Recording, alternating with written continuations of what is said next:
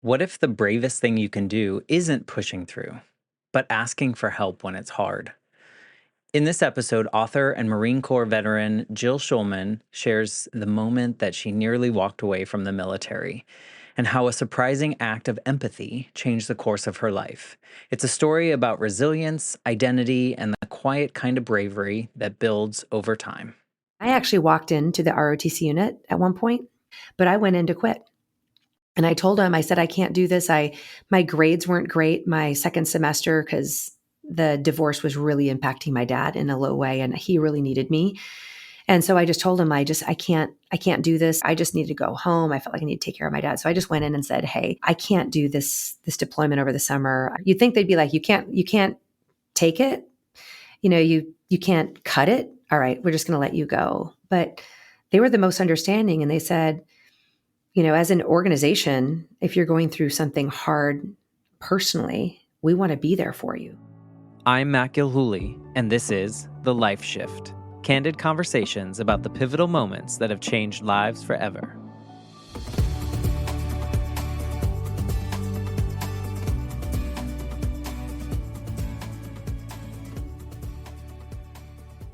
Hello, my friends. Welcome to the Life Shift podcast. I am here with Jill. Hello, Jill.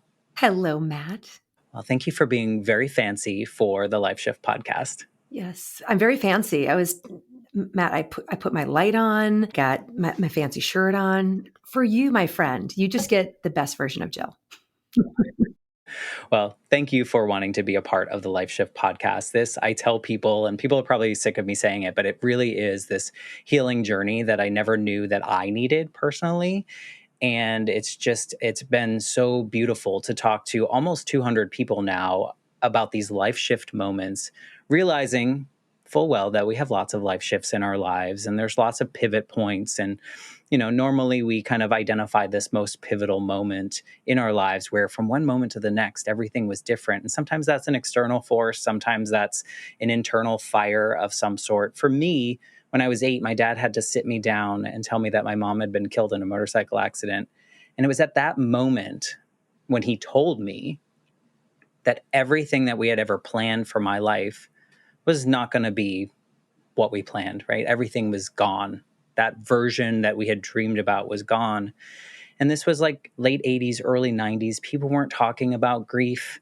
My father sure didn't know, like he was in his mid 30s. He didn't have the toolkit to like help an 8-year-old to move through this. And so I assumed that everyone needed to see that I was perfect. So I just pushed away grief for about 20 years and kind of had a mess of a grief journey. But along the way, I wondered, do other people have like these significant line in the sand type moments in which everything is different? And so here I am on this journey of talking to people about all different kinds of moments in which everything changed. And what I found, even though our stories are so wildly different, that as humans, we have so many of the same feelings around them, emotion, like all the things feel very, very similar. So that old adage of people saying, like we have a lot more in common than we have that sets us apart is like so true, even though our experiences are so wildly different. Yeah. So Yeah, thank you for just coming on this journey with me in this way. absolutely. And the motorcycle accident, can I ask you a question? Sure. Was your mom riding a motorcycle? She was a passenger. She She was was a with her passenger. boyfriend. Yeah. Okay. So she was riding on a motorcycle. So just something about your mother's spirit. She sounds just like she loved to live life to the fullest and she loved adventure. I don't know, just it sounds like your mom was an amazing human. Well, thank you for that. I think so. I think she was leaning into that period of her life. She was pretty sheltered growing up, and she was 32 at the time, and she was kind of starting to dip her toe in adventure. And this was their second time going across country with a bunch of other people on motorcycles. These upright, they weren't like the super Yeah, yeah, speedy yeah. ones or anything like Yeah. that. And yeah, they just happened to have a single vehicle accident, and the rest is really history. But because of that, I've learned so much about myself, and I've learned, how not to grieve. And then I learned how to grieve, like when my grandmother got sick. And so, we look back at these moments that are sometimes really hard, and there happen to be good things that can come from these really hard moments. And it's really hard to say out loud sometimes, right? Because it seems like you should never say that. But I've learned that all the feelings are okay. Yeah, exactly. And as you say, like sometimes things happen to us externally, and it's not that we ever want these things to happen, but we have a choice in that moment. Like, how are we going to move forward? What can we learn from this? Right. So sometimes the shift happens, or we might say shit happens, right? The shift happens. And other times, like we need to make the decision to initiate the shift, like make shifts happen, especially if you're kind of in a rut or if you're feeling like life is okay or not exactly what you imagine, then you've got to initiate the shift to make your life better and what you want it to be. Mm-hmm. You know what? And I think it's challenging. I think that that is a very active process. I think that's something that you also have to be super self aware and understand how you react. This is my opinion here. But talking to so many people, especially people like in my generation, we grew up very much on this checklist kind of life in which you graduate high school, then you got to go to a good college, and then you got to graduate college and you get a good job, get promoted. Like it just felt like I'm just doing all the things, and finding happiness is like maybe the next check mark, like you're not sure where that's going to be. So yeah, definitely need to make things happen. Yeah, totally. And as you just mentioned that, like this is when these things happen to us and we have this choice, like it's not easy, but we can choose to try to be optimistic about a bright future instead of pessimistic. And I just happened to study under Marty Seligman. He's the father of positive psychology at UPenn, and he has a book called Learned Optimism. And a lot of his research was on that. And it was just so interesting to learn that so many people, when bad things happen, he calls it their explanatory style. Like if something bad happens, like what is the story we tell ourselves? Like this is the worst thing ever. It's gonna never change. The sky is falling. It's gonna ruin everything, and I can't have a good future. So we take the bad thing and we are pessimistic and we don't believe that we can have this positive future versus we can actually learn. And this is all of my psychology. So sorry, I'm going to be throwing a lot of psychology at you, but what he's learned is people can learn to be optimistic. Now, this is not Pollyanna. This is not pretending like, oh, my mother just passed away, everything's fine. Now, that ignoring our negative emotions is not healthy, but it's being a realist and recognizing what adversity has struck, but then also being optimistic that you can have this great future. So just being able to see or to learn how to be optimistic is the first step. And that is one of the things that makes us resilient, right? When something bad happens, like, do we have more of that pessimistic, like nothing will ever change, it's all my fault and it's going to ruin everything? Or am I like, this really, really is horrible. However, I believe that I will be able to overcome this and I can have a positive, happy future. So that belief right there, it's so predictive of future happiness and well-being. And that's what triggered me when you said happiness. I mean, Marty Seligman started the field of study, which is the science of happiness and well-being, positive psychology. And some of his groundbreaking research on that is pretty fascinating. We can learn Yeah, to do that. Mm-hmm. we can. Yeah. And I think, like I said, that awareness piece for me is very much a toolbox kind of thing. At 8 years old, I didn't have it. Yeah. Nobody was modeling that. I didn't know how to do that. It was time period as well. So all of those things, I completely agree. And I know that I didn't do that because I didn't know how. Maybe if I knew how, or maybe if that was existing in my world, I probably would have had a different life and we wouldn't be talking right now. But, let's talk more about your story. Maybe before we get into your story, 2025, how does Jill identify in the world? Like, who is Jill? Oh, gosh. Well, recently I think I've had a little shift. So Jill currently is still a little my roots. I'd say 1/3 kind of tough girl. I'm a former Marine Corps officer, so I still have that little edgy, like, kind of brave girl, like tough girl. So 1/3 that, and then 1/3 academic geek because I love research. I love not just understanding what can make our lives better, make things more successful, but I personally feel that we have a responsibility if we're going to be telling people what to do, that it should be based on evidence. So as I talk to audiences across the country, around the globe, I'm always just dropping in the research because I want people to know that this isn't just my opinion. Jill Marine thinks you should do this. No, what does the empirical evidence tell us? So 1/3, nerd, and then just 1/3, someone who've always been someone in business driving results, as a Marine in corporate America and with my own company. Like I love the science of high performance. So you've got kind of like the psychology, the high performer, and then the Marine. And you kind of put all those three things together, and that's Jill. Yeah. Well, I also think just from the 18 seconds that I've known you now, there's a really positive like energy as well. Like I feel like you have a really like happy energy. Is that true, or is that you just putting that on for me? No, I think it's something that is genuinely me. I love people who are positive and optimistic.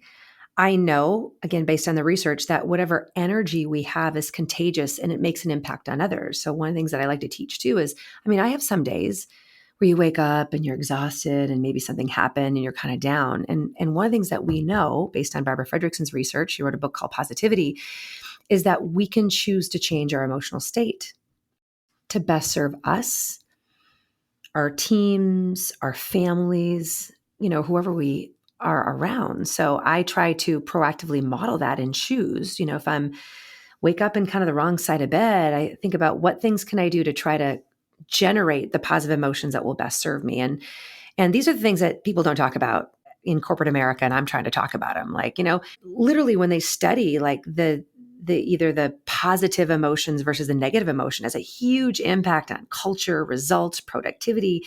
So yeah, thank you for noticing. But I think it comes naturally, but I also intentionally create the positive emotions.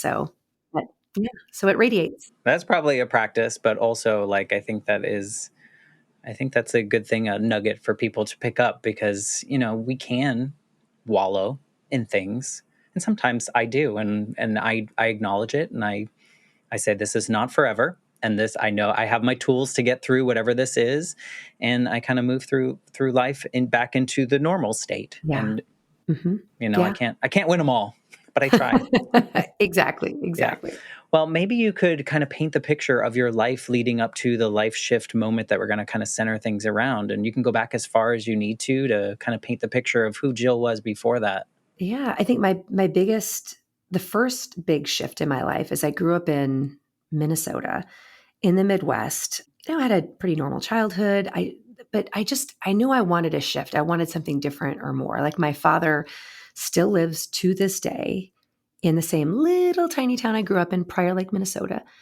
And for him, that's what he wants, right? And a lot of people, sometimes we call them like townies. They love to stay in the little hometown, right? For me, I wanted to kind of spread my wings. So that's where I decided to pursue a career in the Marine Corps. So I ended up competing for and being awarded a 4-year scholarship on the Marine Corps. So I would go to college first, they'd pay for it, and then I'd become a United States Marine. So that was a big shift. And I got to tell you I got to paint the picture because that sounds like, oh, that just sounds like such a wonderful transition. I'm sure it was really easy, but it wasn't. I got on a plane in Minnesota to head to San Diego. I was going to school at the University of San Diego, so in Southern California. And I was really, really a little nervous about reporting in because I didn't really know anyone in the military. And I was reporting into not just college, but it was to the military unit, right? To the ROTC unit, Reserve Officer Training Corps, in the Marine Corps option. And I wanted to look professional, and it was hot in the summer. So I'm like, what do you wear? I mean, this is such a girly thing to say, but I chose a very professional looking outfit. It was these silk shorts. And back in these days, it was like the pleated pants that kind of went down to almost to the knees, and they were hot pink with white polka dots. And then, Hey, and then there was a shirt that was matching, and then the collar matched there. And then I didn't want to wear super high heels because that would look a little too girly. So I wore like little pumps, thought that was the perfect choice. And I had the perfectly manicured nails in the perfect shade to match. That was me reporting into my ROTC unit with Marines. Now imagine that. Now imagine anything you've seen in the movies about a screaming drill sergeant. And that was the beginning of my my journey, my shift. And it wasn't pretty. I had someone the first day telling me, you will never make it as a Marine. And he was absolutely confident that he's like, you will never make it as a Marine. And in those moments, you've got to make that choice. I could have gotten on a plane and went back home, and I could have gone to college in Minnesota around all my loved ones and my family where it would have been easier. Or I could choose to move forward into a path that I know would be arduous, full of ups and downs, and it wouldn't be easy. And, so that was really my first, choice or my shift. And obviously because I became a Marine, the story is I kept going, and I was horrible in terms of my physical fitness the first couple of years. Like, I thought I was in shape. Like, I played tennis, I was a cheerleader, I was a swimmer. So I'm like, I'm in great shape, right? And then you start running the hills of Southern California at the pace that male Marines do. I was pretty pitiful. I couldn't climb a rope or anything, but I stuck with it. 3 years after I first reported in, that 3 years later when I went to officer candidate school, I finished as the top, officer candidate from my school. So it was quite a story that I'm proud at the end, but it was not a pretty journey. It was hard. Sometimes the really nice journeys are hard. Like, you have to challenge yourself. Why did you choose that? Was it because you could go to college, or were you like just really interested in the Marine Corps? It was more of I think two things. I really wanted something that was meaningful, right? I think both of my parents had jobs, and the jobs earned a paycheck, and the meaning of their jobs was I need to get paid to support the family, but they didn't really enjoy their work. So in a good way, what I learned from my parents is I'm like, I want to pursue a career that I think really matters or is more intrinsically motivating. And then the other thing is I just really wanted to be able to spread my wings and Get out go of Dodge. get out of Dodge and live a bigger life. And I thought I wanted to go to the academy route, but then I really wanted to have fun in college, which is code for I wanted to party in college. And then you can't really do that as much. You can't really do that in the academy. So when I learned you can get this full ROTC scholarship, that was, I decided to go that route. And I figured, like, what the heck? Like, let's try it. And I chose the Marine Corps. People ask me that, well, like, why'd you choose the Marine Corps? And I'm like, duh. It's kind of known as the few, the proud, right? So I was definitely attracted to the Marine Corps. I wanted Marine Corps or as my top one. Mm-hmm. Yeah. And so it kind of, you wanted to somewhat escape this little tiny town. And was there anything to escape, or was it just like, it's too small? Like, I got to get out of here. I got to Yeah, you bust know out. what? I think the one thing that is relevant, and when I applied for the scholarship, I didn't know, but this is the time where my mom and dad had just split up and were getting divorced. So, like, when I was coming home, it wasn't like I'm coming home to this like loving home. There was actually a lot of kind of chaos and unhappiness. And again, I didn't know that when I applied, but I was trying to get out of what I saw as a little bit of a small town. Like, I don't want to offend anyone that still lives in Prior Lake, because for some people, like, that's their dream to live in the same town that they've always, but for me, I just wanted to experience more in life. So I wanted something more. There just wasn't really any desire for me to ever go back. Like, I loved my experiences. I loved growing up in Minnesota, but I really, didn't want to spend the rest of my life and career there. Yeah, I think sometimes we see the people around us, and as much as they are loving what they're living and doing, you're like, I also can see how easy it would be to get stuck here. Mm-hmm. And because it is so comfortable, because everything is so routine, it's just so easy to stay in that little nice flow of the river, right? But sometimes we're like, and then when you're young, you probably have all this energy too. And I would imagine that a small town is kind of socially isolating in its own way. Yeah, totally. And one of the things you're making me think about too is, like, if we're talking about life shifts and you really think about what kind of a life do I really want? Like, what is missing now? And if I were to dream about the life I want, what does that look like? Right. You know, you really need to figure out, like, who has made the shift or who's doing or living the life that you want to live. And then it makes sense to surround yourself with those kind of people, right? So if you surround yourself with the same people you've always surrounded yourself with for your whole life, and you want to shift, and that's, the people who love you the most might give you advice of, like, don't make a change. Oh, don't take a risk. Don't do that, because they love you and they want you to stay safe. So they don't want you to make a change and they want to keep you close. So when you do want to make that shift, you've got to identify those people and then make those people your network of people to encourage you to keep going or to give you advice on how to be successful. So I really believe in, finding people that can support your journey. And usually they're not the people that you currently hang out with. So we don't need to fire our friends. Like, we love our family members and our friends we've had together. But if you want to make the shift, you've got to develop relationships. And it takes bravery to like approach people that maybe intimidate you because they're doing what you want to do. And then forming a relationship and asking for help. Like, this takes bravery. Like, I don't really know what I'm doing. Will you help me? Right? Or Did you have people when you were like 17 that like in your space that were like, dream big, girl? Or did you have people that were like, don't go, it's scary out there? I didn't really have anyone. I had this internal desire. If anything, my parents are like, why do you want to do this? Like, so I don't know really where I get asked that a lot. And I don't really, no, the only thing I can think of though, Matt, is my neighbor across the street. She had a cousin who went to the Air Force Academy, I believe. And I remember hearing the stories of it. So sometimes you just hear a story. And so that is a story that stuck with me that wanted me to pursue it. So I think I had one conversation with them, like as I was applying, just to go, what is it like to go into one of the academies? But it was even just the story of like, oh, that's a future life. You're serving your country, you're in the military, you're flying out of, Minnesota. That was just the story that inspired me. Well, it kind of plants a seed. It gives you possibility, right? It gives you that there's permission to do things other than what you're doing. I think for me, it was like, and I think this might have been trauma informed, but like, I didn't feel like there were too many choices. When I was going through high school, it was like, the next thing I need to do is I need to go to college and I need to do the thing that I can get the best grades and get the best job from. So that a lot of it was I was afraid my dad was going to abandon me, just planted in my head. He wasn't going to. I don't think he would have. But it was like, if I'm not perfect, he's going to leave. So everything I did felt like very much like I just didn't have a dream. I didn't have a dream for any kind of job or anything like that. It was very narrow. So that's where those questions are coming from, is like, I wouldn't have felt like I could dream about something big because it wasn't on this map. Right. Oh my gosh. And if we can't dream about a future that is motivating and inspiring, then that's kind of a recipe for not a real healthy mental state if you don't have something to look forward to, right? And strive for. Yeah. But were the people around you, like classmates and stuff, were they more of your mentality? Like, I'm getting out of here, I'm going to do something big? Or did you have the people around you that were more like I described myself? I would say, I think now I'm aging myself here because it's a long time ago, but I don't really remember.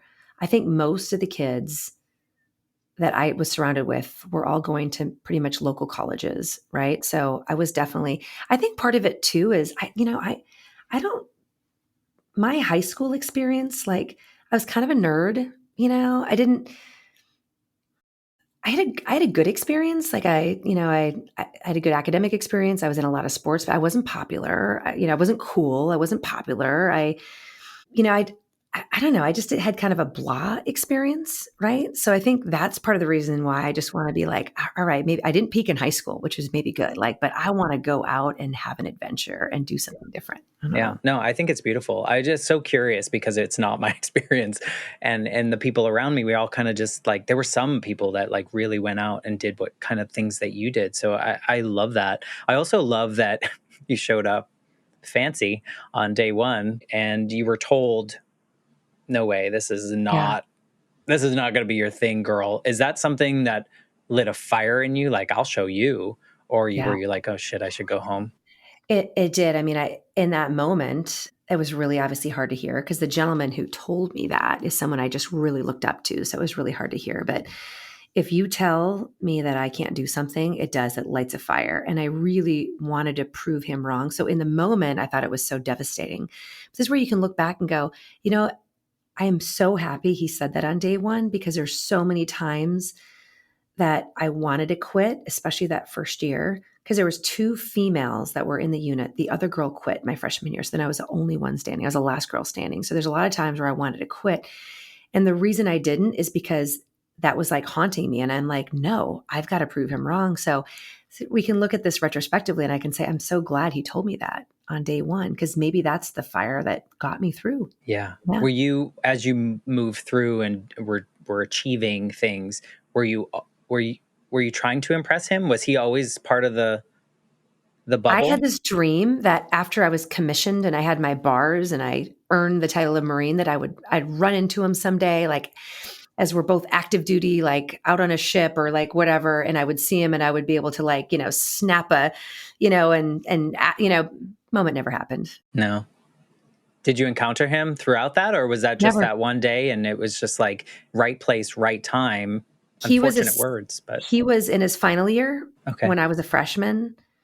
And I was a mess that whole year. So the whole year he was probably thinking, this girl's never going to make it. This girl's going to never make it. So he went on, but no, I never saw him again. So this is, I wonder if he even has any idea what an impact he had on me. He probably doesn't, right? I mean, he was probably just being like, oh, I'm get to be like a drill sergeant and all that. But he had a very positive impact because I got through it, I think, because of that little comment. So, and this is one of the things, like when things like this happen to us, we have a choice, right? Like, are we going to believe it and are we going to let it be the self-limiting belief, or are we going to let that motivate us to drive us moving forward? Right. And I now know psychologically we can take things that happen, like even someone telling you can't do it, and you can try to see the truth and your optimistic future. And I think I just did that naturally back then and just kind of told them like, I'm going to prove them wrong. But, sometimes these things if someone says they're not very good, they believe it. And then that ends up becoming like the career limiting or, which is so sad. So we've got to learn to, I'm really passionate about just agency, in life, or you can control your happiness, your well-being, your success in life. And that's really what all my research is about bravery. Is take the wheel in life and decide where you want to go. Do not let life happen to you. Like, decide what you want to have happen in your life. And when people realize that they can create the life that they want, it's so empowering. It's so inspiring. And it's the truth. You can. Part of me wonders, if I had heard that, I probably would have fought like you did, but I wonder what my motivation would have been. Would my motivation have been, no, I want to achieve this because this is what I want? Or would my motivation be, no, I'm going to prove that guy wrong? Did you have those conflicting thoughts, or did you know like, this is my dream and I'm going to do it, and the byproduct is proving him wrong, or the other way? I think I had the goal, and part of it was college was going to be covered for 4 years. So free college and a guaranteed job was the goal. And I still want to do that. I also had a grandfather who was a United States Marine. So, and he fought in World War II. So a little part of me from the family legacy, I really wanted to do it. But my primary motivation is I wanted to get my degree, serve my country. And then what this senior midshipman said to me was it was a little bit of that motivation that kept me going through all 4 years. Yeah, a little fire. Keep that fire going. Yeah. What did you learn most about yourself? Because it sounds like you went in kind of spunky, but like in a good way. That's a good compliment. I think this is one of the lessons everyone needs to learn, which is what I learned about myself is it was really hard, and there were so many like low moments, and I struggled and struggled and struggled. And that is normal on your path for developing any skill. Anytime you set an ambitious goal for you that's uncomfortable, that takes bravery to say, I want to achieve that, and you start moving toward it. What I learned is the path to achieve that is not going to just be sunshine and rainbows. This is what I thought. I'm like, I'm going to get there and they're going to roll out the red carpet and it's going to be sunshine San and Diego. Especially because it is San Diego. I mean, I grew up in Minnesota. Yeah, exactly. Like thinking like literally the campus of USD is one of the most beautiful campuses. It's small, private, like Catholic school. And you can see the ocean it's just absolutely gorgeous. Yeah. But that journey between where you are now and that ambitious, challenging, scary goal that requires bravery, it is not going to be just a linear line of just like, I'm going to keep working, it's just going to be there. There's going to be ups and downs and turns and adversity along the way. And the choice to get through those tough times and to endure and to keep showing up, that is what separates the people who achieve the greatest things in life and the people that don't. A lot of people, encounter some adversity and says, see, it doesn't work. So it's learning that the greater the challenges and adversity, and if it's a really wild ride and you stay on and you keep going, that leads to not just the success at the top of just saying I achieved it, but it's who you become in the journey.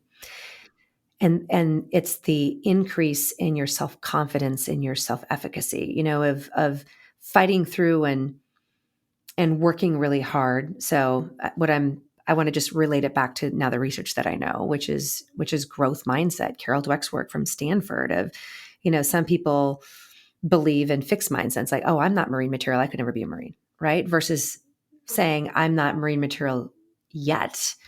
It's going to take a lot of hard work and effort, but I can do anything I want. It's going to require a lot of effort, persistence, et cetera. So that's really what I learned about myself is that lesson that the greater the challenges and adversity, the greater the reward on the other side. And it's not just the accomplishment, it's who you become in the journey. That's what I learned. I think I could go two ways here. First, I want to know, this is really low of me. What was a moment where you wanted to quit? Like why, where were you when you were close to like, I don't know about this? Because I think we all have those moments and sometimes we give in. Yeah, we give in. Yeah. It was like the first year, two things that happened. So the first year as a Marine, one of the most important factors to be successful as a Marine is not just, knowing how to be a great Marine, but physical fitness is a huge part of it. And when I couldn't keep up in the runs, like anyone knows, one of the most shameful things as a Marine is if you can't keep up in runs, called falling back. So everyone is like running in formation. And if you can't keep pace and you start creating a gap, and then eventually people just have to go around you. So you're the one like running, jogging behind or walking. Like there is nothing more shameful. And that was me. And so I felt like this guilt or this shame, right? And so those are the moments, and especially when the other woman, quit. And then at the same time, like things at home were not well. And my dad really kind of needed my support. And I was thinking like, maybe I should just go home. My dad needs my support. This is not working.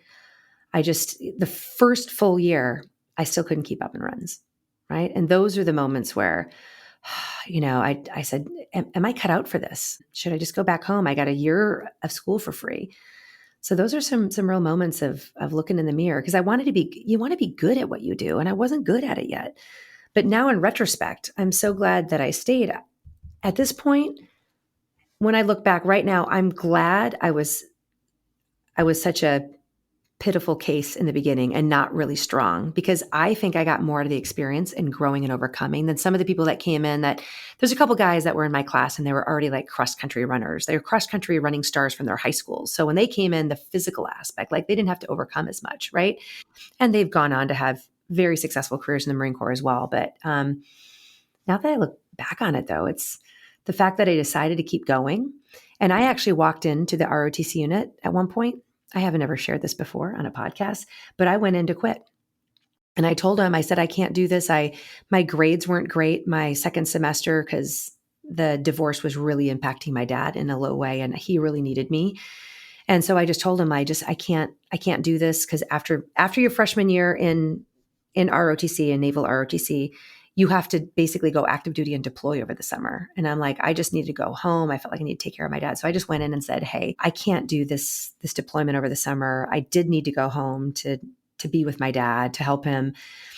And what surprised me is such great empathy and understanding from my commanding officer. You'd think they'd be like, you can't take it.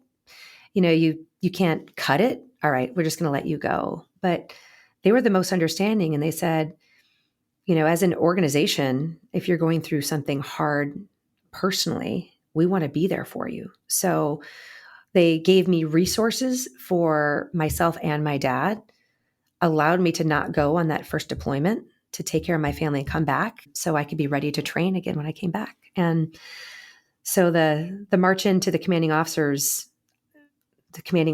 office to say, I need to walk away, didn't go the way I thought it would be. I thought they would just accept it. And he's like, no, we're not going to accept it. You belong here. You are going to be great. And if you've got some things that you're working through, we're going to support you. So I'm so thankful to that first commanding officer of believing me. And this is where you want to surround yourself with people that are going to not just say, yeah, go ahead and quit, but you want to surround yourself with people that are going to call forth your best and say, keep going. So that was a moment I did try and quit, but they didn't let me. They said, I believe in you. And that helped me believe in myself. Well, I mean, I think that's beautiful. You have these two fires and just these two moments where the dichotomy could not be like, I mean, it's just Mm-hmm. like, you can't do it. You're like, yes, I can. And then you're like, I can't do it. And they're like, yes, you can.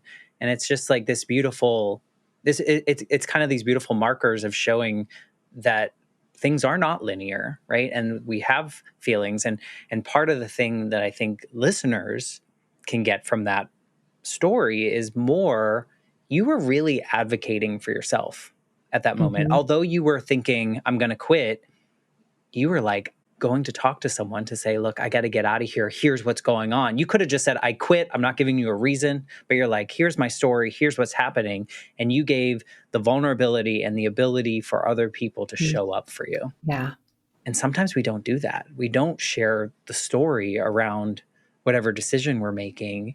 And we're missing out on the opportunity, or other people are missing out on the opportunity to show that empathy or to show you that they can support you through hard times. So, I mean, I love that part of the story. I love that you decide to share it, because I think a lot of people can relate to those moments of Mm-hmm.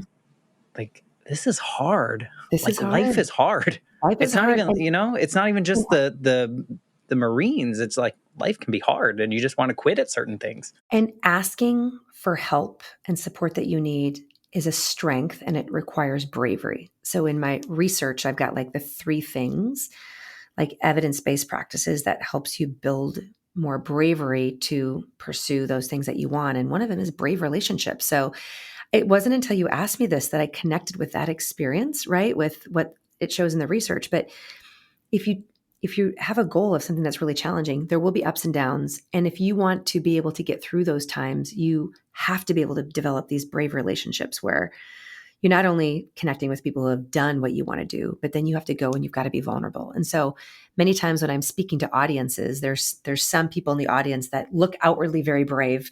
Like I have a lot of friends who are, former military, or, a lot of friends that are law enforcement, and they're all like, oh, I'm just super brave. And then I have them take my bravery assessment, right? And we talk about different types of bravery. One being, are you brave enough to admit when you're stuck and you need help? That's where I'm like, you're not so brave, are you? You're not so brave, are you? So we can work on that. And then, and it's so empowering when they realize, like, wait, I'm not supposed to always just pretend like everything's okay. Like, oh, everything's perfect, everything's successful. Like, no, like if you're struggling with overcoming a challenge, or you don't, I use the analogy of just climbing a mountain. If you're going to climb a mountain, right? Let's say someone wants to eventually climb Mount Everest. Are you just going to figure it out on your own? Or are you going to ask some people who've climbed Mount Everest? Are you going to surround yourself with people so that you can avoid the pitfalls, right? And you can make sure that you get up there. Like, it is absolute stupidity to pretend like everything's okay when you're struggling. We need to be brave enough to be asking for help. And that's a key. That's something that differentiates the highest performers from the people who are mediocre. Nobody wants to know it all.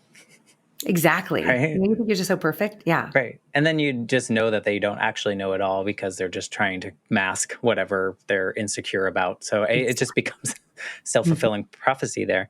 No, I mean, I think it's a really important part of your story. And sometimes it's being super vulnerable and maybe breaking down and saying I'm really struggling. Or it can be like little things where it's just like I've got a project at work and I'm a little unsure on what to do. It could just simply be saying like, hey, Matt, I'm now the project leader for this and I'm new at this and I've never really encountered this challenge before. I'm a little unsure on what I should do. Can you give me some advice, or can I run my idea? It doesn't always have to be like super emotional. It can be, I don't know what to do, or it could be I'm feeling a certain way, or it could be I've made some mistakes and you have to admit them and learn from them. So like all these different things are in that same like vulnerability, asking for help, asking for support, admitting mistakes. Those are all things that require some bravery instead of just showing up to work and just, people say fake it till you make it, like just pretend like everything's okay. No, no, please don't do that. It's going to take you so much longer to achieve something if you just push all those feelings aside and you pretend everything's okay. Ask for the help. It speeds everything up. Yeah. Well, thinking back to that moment where you walked in and you were like, I'm going to quit. And then you got surprised by all this help and care and empathy. Like, how did you feel walking? Did you feel re-energized walking out of there? Or was it still like, this is really hard. I still want to quit. It was more of a shock. It was more of a shock like, wow, like this is amazing. Like they still want me. They're going to support me, right? So I think it was a relief. And then I was able to go back and spend the summer and then I showed up for my second year of college and kept training and training. And I was really lucky because in my university, because it was in University of San Diego, we have a couple Marine bases close by. So we had MCRD San Diego, which is where all recruits go to train. And I was so lucky. We were able to go on base and train a lot, which was really hard because when you're going on base and you're trying to go through an obstacle course and you're trying to like climb ropes, of course, I wasn't good at it, but then it was the norm. I was forced to do it on a regular basis because that's what our unit did. Now, let's fast forward to when I went to officer candidate school. Now, I had been like suffering through that for a couple of years. So when I got to officer candidate school, I could fly through it and I could climb the rope faster than everyone else. A lot of other people showed up because they were at the University of Kansas or something and they had never seen this stuff before. So yeah, I think the beginning of my sophomore year was kind of like, I got this. And then my confidence was there and I just dug in. I showed up every day and sometimes you just got to grind. It's the consistency, right? Did you hit a stride? Did you feel like you hit a stride or was there always kind of like the bumps? It probably wasn't until my junior year where I really got in my stride. Yeah. And Yeah. did it feel like right? Like you were sitting in the right spot? Cause like probably those first couple of years felt pretty uncomfortable. Like your pants don't fit, and then now you're like, oh, everything fits. I think it was the moment where when I finally had the self-belief is when I went so officer candidate school is like kind of like boot camp for officers. So like, there's officers and there's enlisted. So you can just enlist for the Marine Corps and you go to boot camp and you become a Marine. The officer side, you go to college first, but if you can't make it through officer candidate school, you're not going to be able to lead Marines because officers are, they're the ones that are college educated and they're the ones that do the strategic planning. They're basically the boss, right? So between your junior and senior year, all of these candidates, these Marine Corps officer candidates go to officer candidate school. And that's where either you make it or you don't. And most people make it. There's only a couple people that kind of get washed out. But it was that experience when I went there. And again, I wasn't performing that well compared to all my male Marines. I wasn't maybe running as fast or climbing the rope as fast, but there wasn't a lot of females. When I arrived at officer candidate school, I realized how strong I was physically. And they measure everything, your leadership, your accuracy on everything. And I just thrived there. I loved it. I love anything that's hard and competitive. And when I graduated from officer candidate school, my ranking and my scores out of OCS were higher than that of even my male peers. So maybe they could still run faster than me, but because I could keep up with them, I ran faster than the girls. But then other strengths that I had surpassed them. I did better on the academic tests. I could shoot more accurately. I could, all the things that required, a lot of the thought and strategic planning, I did really well. So I think that's when I hit my stride where I realized I'm like, overall, I'm great at this and I love it. So that's when I hit my stride. It was that's what gave me the boost of confidence. Kind of makes me think of like when sometimes we're so focused on something really small and then we take a step back and we see the big picture and we're like, oh, wow, it's all there.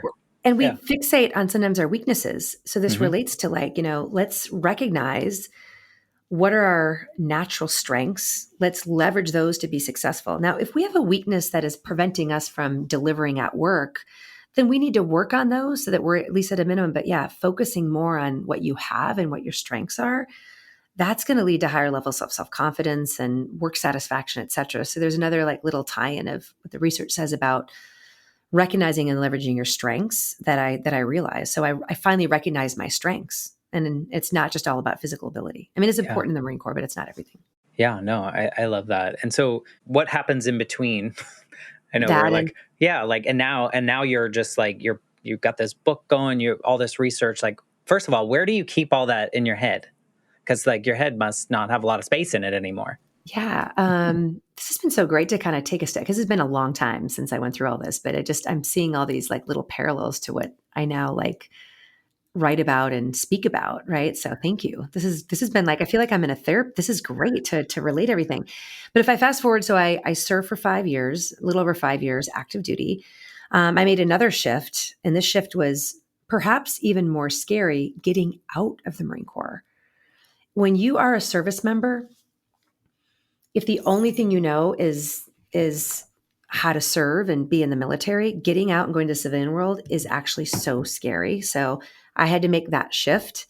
What made it a little bit easier is when I got out, there's recruiters that try to place like junior officers getting out, and they told me how great the pharmaceutical industry was. And I'm like, what industry? What is that? And they're like, oh, go into pharmaceutical sales. It's such a great career. And I was very much like, I'm a captain of Marines.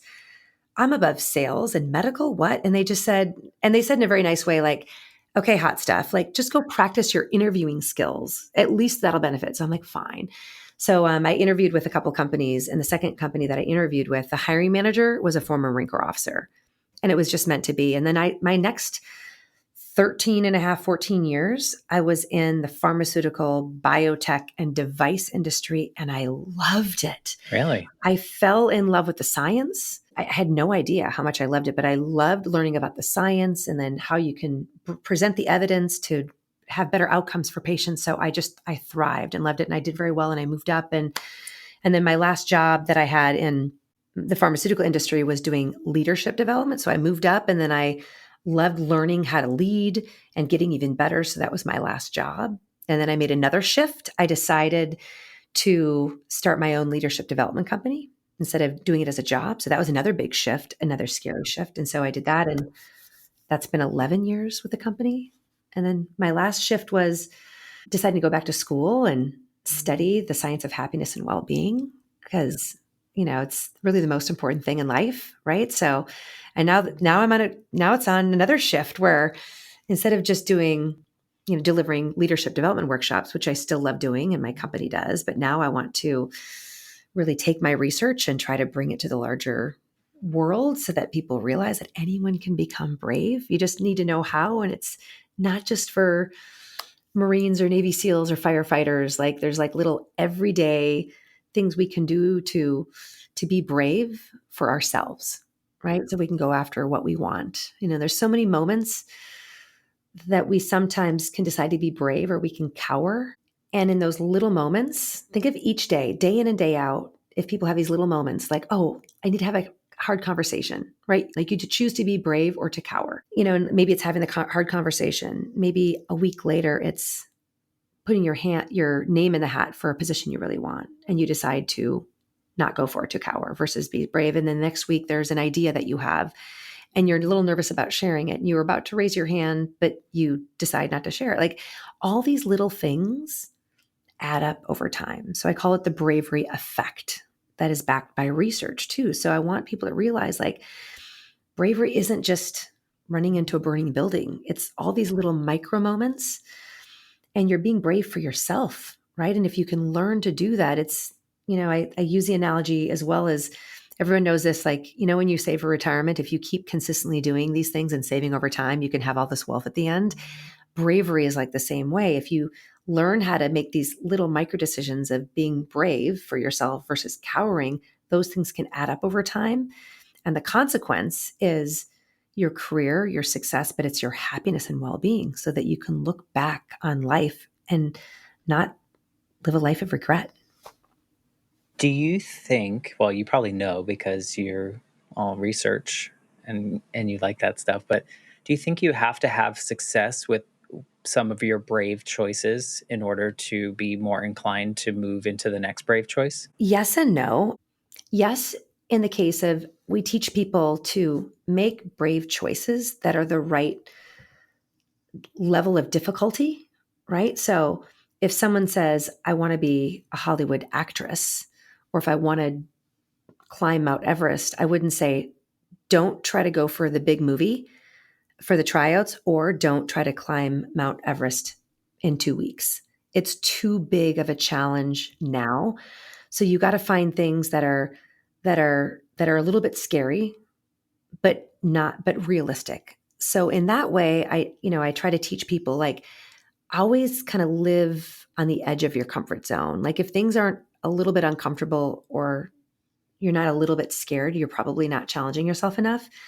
So that's the first part of my answer. And the second part of my answer is, we learn so much by failing. Mm-hmm. And when you fail at something, it's information that can help you be better in the future.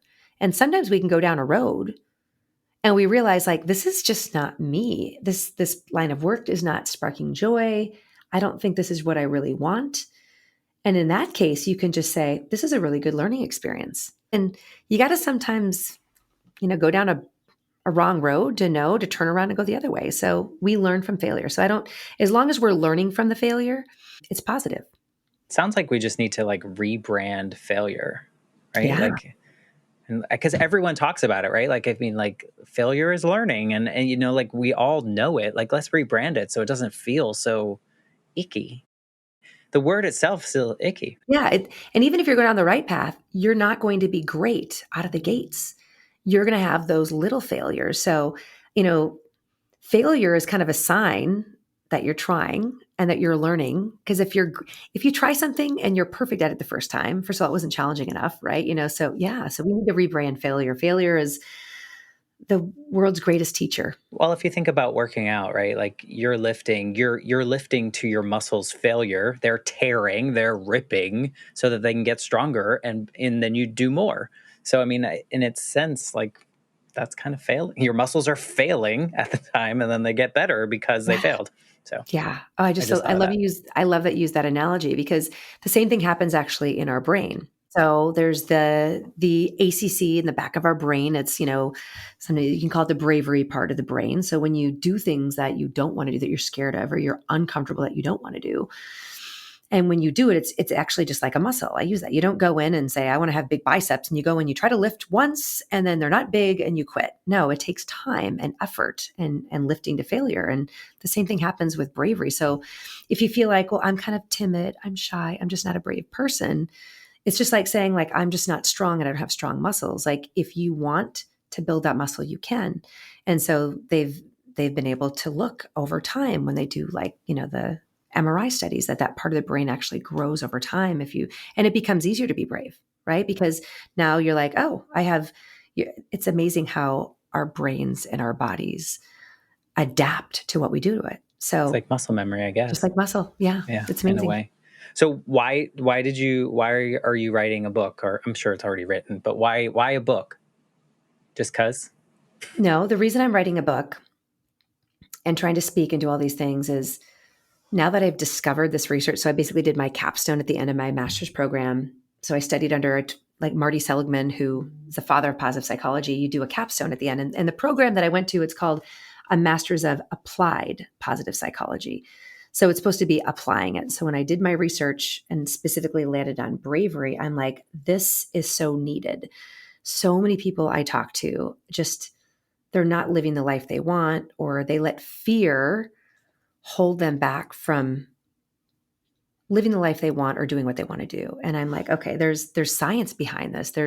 The world needs it. I also had 2 teenage daughters who always wanted, I think their belief system is, if obstacles are removed and if I choose, and if life is easy, that will be happy. And that is just not true. So when I discovered these things and I realized this is kind of a missing message that's out there, I'm like, I really want to get this message to a larger audience. And really what my company does is, I usually teach 25 to 40 people at a time how to be a good leader, right? And I'm like, I can't get this message out to a big enough audience. Like, I feel like I've been called to try to teach people these skills.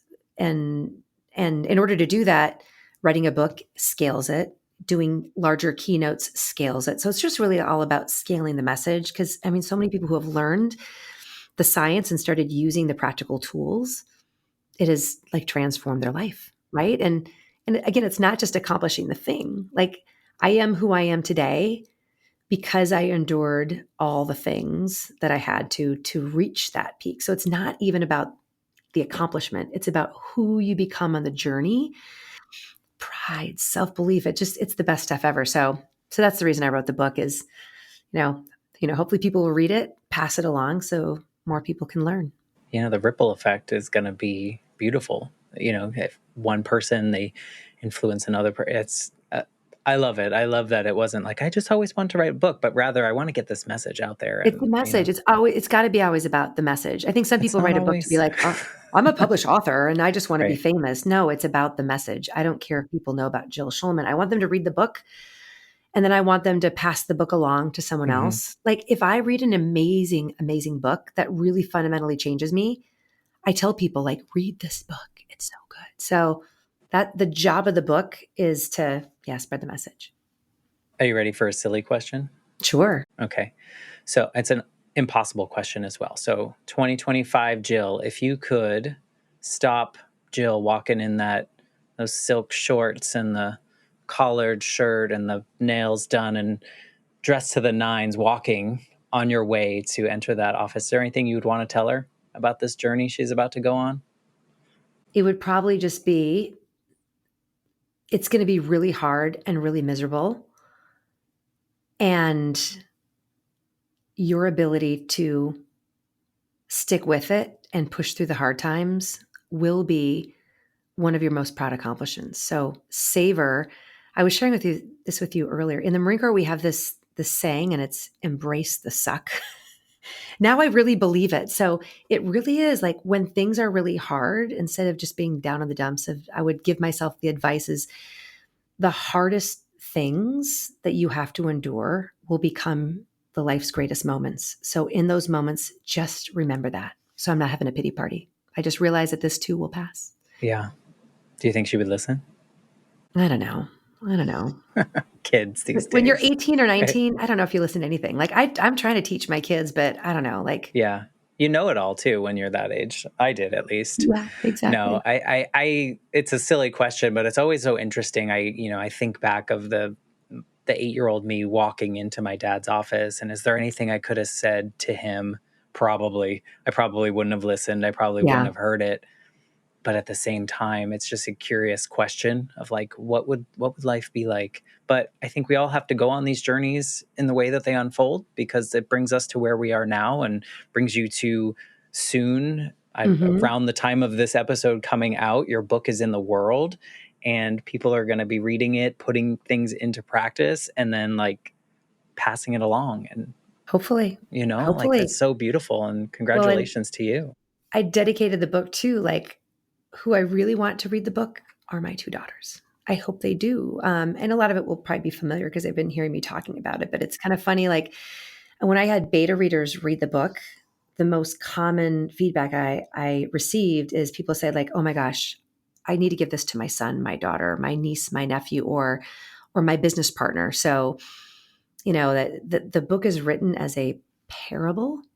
It's not a sciencey book, right? Because if you pick up a story, you got to read till the end, and it's just more entertaining. So, I kind of wrote it for that maybe 18-year-old Jill. Like, maybe if I would have had that book, back then, it would have helped. So you kind of think about who you're writing it for, and it's kind of writing it for the younger generation, especially because people are getting a message that the key to happiness and well-being is you just want to be easy on yourself and take more self-care days and just sleep in and do bubble baths and just say that you can't do it and have someone take it away. And it's just not the truth. Like true self-care is you get back up and you try again and you do the hard thing.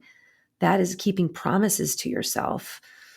So self-care isn't what people see on Instagram and TikTok and all that. So that's really kind of the purpose for it, I think, is to really help the younger generation realize I want them to be happy. I want them to have the most fulfilling life. And they have to realize they got to do really hard things and endure the suck. And when they do, they'll live their best life. And Yeah. I know that with scientific certainty. Yeah, That's true. they could take a bubble bath every once in a while if they want, while they're doing the Yes, hard things. you're right. I always say like once a week, if you No, I take don't want some any, time but away. But at the same time, like if you have a self-care day 5 days in a row, you're just lazy. Although I would sign up for that right about now. No, I agree. I think it's beautiful. And congratulations for your life's work of you building Jill now becoming something that can be a bigger message to other people. I think that's just so cool. And it must be super fulfilling and scary and all the other things that come All those along with things. doing new Another things. shift, Right? another life shift, Matt, my Exactly. friend. Yeah. If people want to find you, find the book, get in your circle, learn more about you, like what's the best way to get in Jill's orbit? Yeah. The easiest way is just go to my website, jillschulman.com. The book's available anywhere books are sold, just the Bravery Effect. It'll pop right up. My request, though, is if anyone reads the book, is pass it along to someone that needs it, right? That needs a little bit of that bravery in the world. But yes, that's probably the easy. And then I'm on all social media too. You can follow me on Instagram or Facebook or Perfect. LinkedIn or any of those. And what I try to do is give a little message each day because sometimes we need a little bit of that motivation, right? Like, so each day there's going to be that little message that's going to motivate you to be brave every day in those little micro moments. So that's my commitment to anyone who follows me is usually it takes you about 30 seconds to 60 seconds to like watch it or read it. And that should give you that little bravery edge, that day to make those choices. Perfect. Well, we'll put those links in the episode description so it's easy for people to find. They don't have to spell things. They don't have to do any of that stuff. Encourage you to get the book. When you get the book, you read the book, pass it along, but also write a review. I know that will help you in that journey. It'll help Thank you. other people too, because other people rely on reviews to see what it was So true. actually like. So that I'll say write a review for the Life Shift podcast too while you're at it. Why not? So thank you, Exactly. Jill, for going down this road, sharing something you said you've never said on a podcast before. So I thank you for know. that. You've got a gift, my friend, of really getting me to reflect. So thank you for like the little walk down memory lane too. That was a blast. Thank you for Well, having me. well, it is my pleasure to have you on this healing journey. You've said things that have now been planted and now will be used in my own life. So thank you for that. Thank you, listeners, for just being a part of this journey. Here we are, almost 200 episodes into this. This might even be episode 200. I don't know how we go through this journey, but congratulations on your book, Jill. And I'm going to say goodbye, and I'll be back next week with a brand new episode.